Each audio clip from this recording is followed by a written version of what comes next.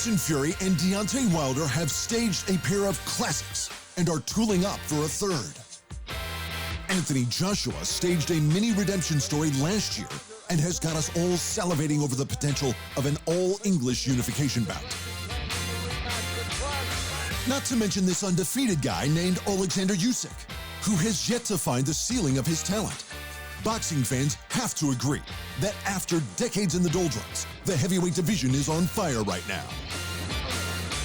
But there was another era in the division that was even more exciting, even more riveting. Those glorious years in the 70s, when the true gods of boxing history all entered the ring and faced off to decide who was the greatest. It all began when Muhammad Ali was banned from boxing in 1967, creating a power vacuum at the top of the heavyweight division. Over the next 2 years, the top boxers fought for preeminence. It was Joe Frazier, through a combination of beautiful skills and clever decision-making, who came out on top.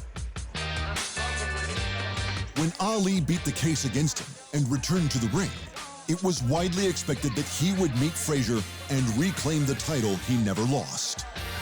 Instead, when he met Frazier in 1971 at Madison Square Garden, the man they call the greatest was soundly outboxed for the first loss of his career. That loss kicked off a series of classic fights unmatched to this day. Frazier's victory over Ali had proved his bona fides to the world. However, it was only 2 fights later, in 1973, that he had the misfortune to come face-to-face with a young, undefeated force of nature named George Foreman.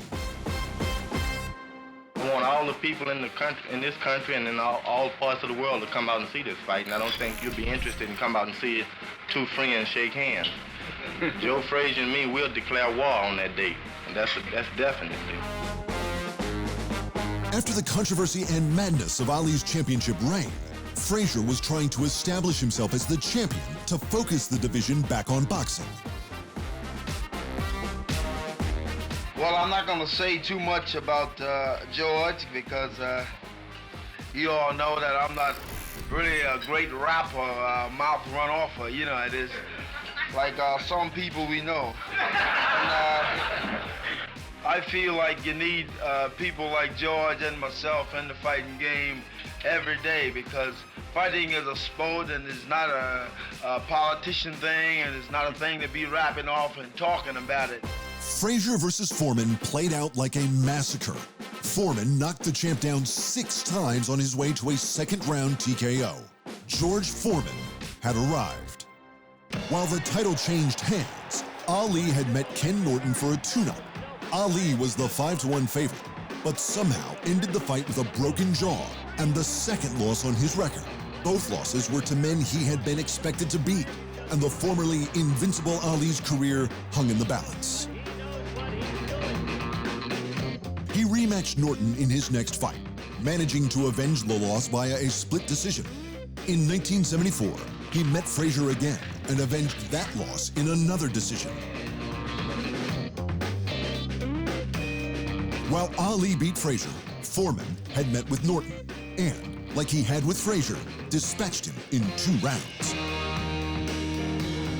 The stars were aligned for the 2 best boxers of their generation to fight.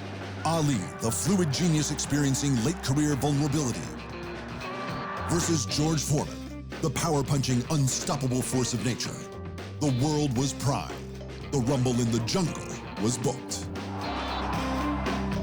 Nearly everything about the fight was historic, from the African setting to Ali's famous rope-a-dope tactics.